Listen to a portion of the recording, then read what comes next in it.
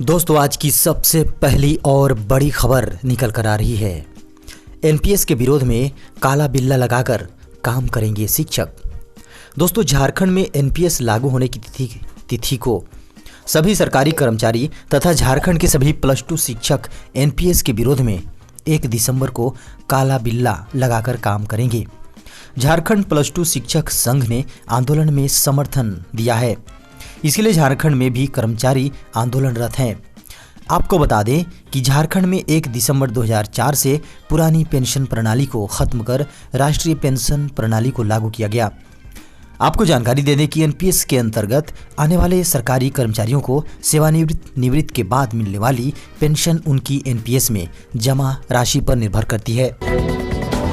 दोस्तों, बेहद बड़ी खबर निकल कर आ रही है। डाक विभाग में बम्पर सीधी भर्ती, 10वीं पास कर सकते हैं आवेदन। जी हाँ दोस्तों, झारखंड पोस्टल सर्किल में ग्रामीण डाक सेवकों के पद के लिए आवेदन आमंत्रित किए गए हैं।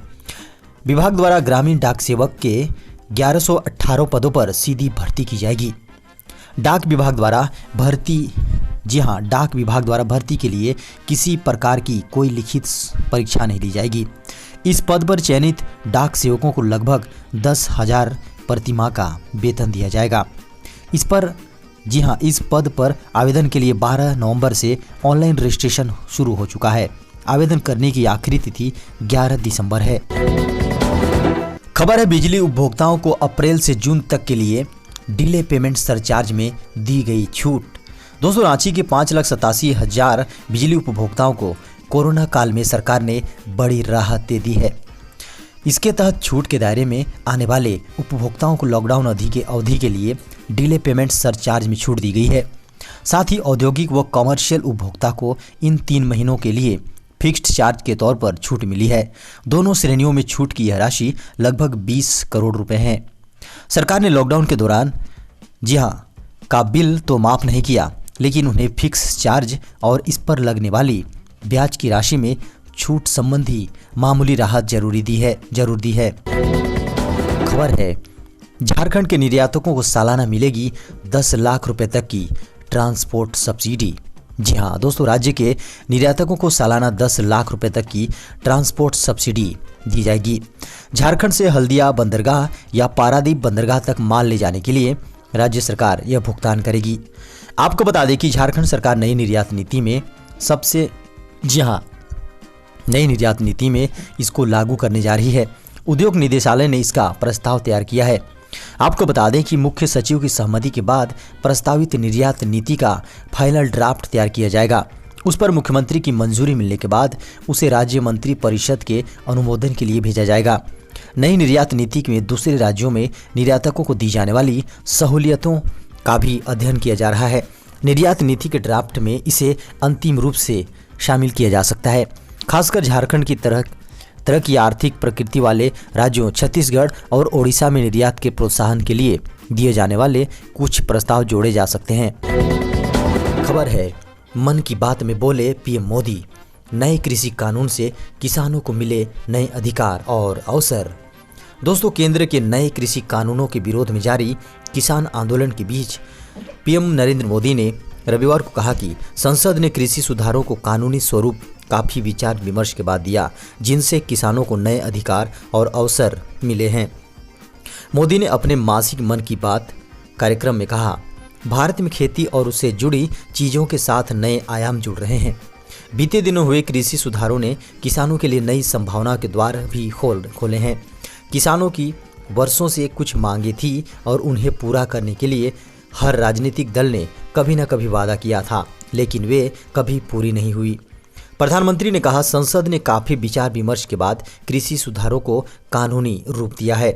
इन सुधारों से न सिर्फ किसानों के अनेक बंधन समाप्त हुए हैं, बल्कि उन्हें नए अधिकार और अवसर भी मिले हैं। खबर है, मोबाइल की दुनिया में 1 जनवरी से होने वाला है बड़ा बदलाव।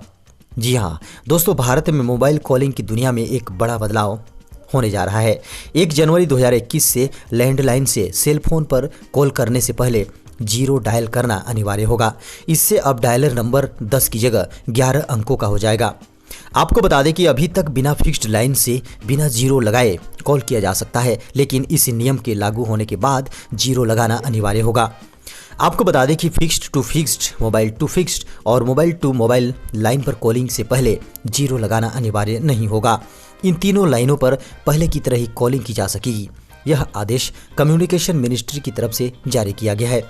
मोबाइल नंबर के डायलिंग पैटर्न में बदलाव करने को लेकर telecom regulatory authority of India यानी ट्राई ने 29 मई 2020 को एक प्रस्ताव दिया था, जिसे डिपार्टमेंट ऑफ टेलीकॉम ने मंजूरी दी है। खबर है 1 दिसंबर से बदल जाएंगे बैंक खाते से पैसा ट्रांसफर करने के नियम। दोस्तों, आज की इस मॉडल जमाने में ऑनलाइन ट्रांजैक्शन के दायरे में वृद्धि होती जा रही है। लोग अब बैंक से कैश निकालने हेतु भी एटीएम का इस्तेमाल करते हैं। ऐसे में साइबर क्राइम की वारदातें भी सुनने को मिलती हैं। आपको बता दें कि अब भारत के बैंक ऑनलाइन ठगी करने वालों पर लगाम कसती जा रही है। जी हाँ, जानकारी दे दें कि 1 दिसंबर से बैंक खाते से पैसा ट्रांसफर करने के नियम बदल जाएंगे। आज से सिर्फ 2 दिन बाद, जी हाँ, रियल टाइम ग्रोस सेटलमेंट यानी आरटीजीएस की सुविधा प्रत्येक वक्त 24 घंटे 7 दिन उपलब्ध होगी। आरटीजीएस की सहायता से आप किसी भी वक्त अपनी ज़रूरत के हिसाब से पैसे ट्रांसफ़र कर सकेंगे। इस वक्त यह सुविधा महीने के दूसरे और चौथे शनिवार को छोड़कर सप्ताह के सभी कार्य दिवसों में सवेरे 7 से शाम 6 बजे तक उपलब्ध थी। खबर है मोदी सरकार ने सार्वजनिक बीमा कंपनियों से बेवजह के खर्चों में कटौती को कहा। दोस्तों, मोदी सरकार के वित्त मंत्रालय ने सार्वजनिक क्षेत्र की बीमा कंपनियों को अपनी शाखाओं को सुसंगत करने तथा ऐसे खर्चों में कटौती करने को कहा है जिनसे बचा जा सकता है। सूत्रों ने यह जानकारी देते हुए कहा कि यह निर्देश विशेष रूप से नेशनल इंश्योरेंस, ओरिएंटल इंश्योरेंस और यूनाइटेड इंडिया इंश्योरेंस के लिए है, जिससे इन कंपनियों को वित्तीय सेहत सुधारी जा सके। इससे पहले इस साल केंद्रीय मंत्रिमंडल ने तीनों सार्वजनिक क्षेत्र की साधारण बीमा कंपनियों की विलय की प्रक्रिया को रोक दिया है। इन तीनों कंपनियों की खराब वित्तीय स्थिति को देखते हुए यह कदम उठाया गया था। सरकार ने इन कंपनियों को 12,450 करोड़ रुपए की पूंजी डालने की मंजूरी दी थी ताकि ये नियामकीय मानकों को पूरा कर सके। सूत्रों ने बताया कि वित्त मंत्रालय ने इन कंपनियों से अपनी शाखाओं को तर्कसंगत करने तथा गेस्ट हाउस जैसे बेवजह के खर्चों में कटौती करने को कहा है। इसके अलावा इन कंपनियों से डिजिटल माध्यम से अपने कारोबार का विस्तार करने को भी कहा गया है। दोस्तों, टेक्नोलॉजी से जुड़ी एक बड़ी खबर निकल कर आ रही है। स्नैपचैट और यूट्यूब में होने वाला है बड़ा बदलाव। दोस्तों, मॉडल जमाने में सोशल मीडिया प्लेटफॉर्म पर यूट्यूब और स्नैपचैट संचार का एक मजबूत माध्यम बने हुए हैं, जिसकी सहायता से यूजर्स प्लग झपकते ही नई जानकारी प्राप्त कर लेते हैं। यूट्यूब पर लोग अपने अपने विचार पहुंचाने के लिए वीडियो भी अपलोड करते हैं, जिससे लाखों लोग उन्हें आसानी से देख लेते हैं। यूट्यूब के फायदे को देखते हुए यूजर्स की संख्या भी अरबों में है। यूट्यूब भी अपने यूजर्स को खुश रखने के लिए नए नए फीचर्स की लॉन्चिंग करता रहता है। दूसरी ओर स्नैपचैट पर भी छोटी छोटी वीडियो को लोग बनाकर अपलोड करते हैं, जिन्हें बड़े स्तर पर डाउनलोड कर लिया जाता है। यूजर्स को सहायता पहुंचाने के लिए स्नैपचैट ने भी अब एक दमदार फीचर की लॉन्चिंग कर दी है। यूजर्स को किसी प्रकार की परेशानी का सामना न करना पड़े, जिसे देखते हुए यूट्यूब ने चैप्टर फीचर जोड़ने की तैयारी पूरी कर ली है। इस फीचर में AI और मशीन लर्निंग एल्गोरिदम तकनीक का उपयोग किया जाएगा, जिससे चैप्टर वीडियो में खुद ब खुद जुड़ जाएंगे।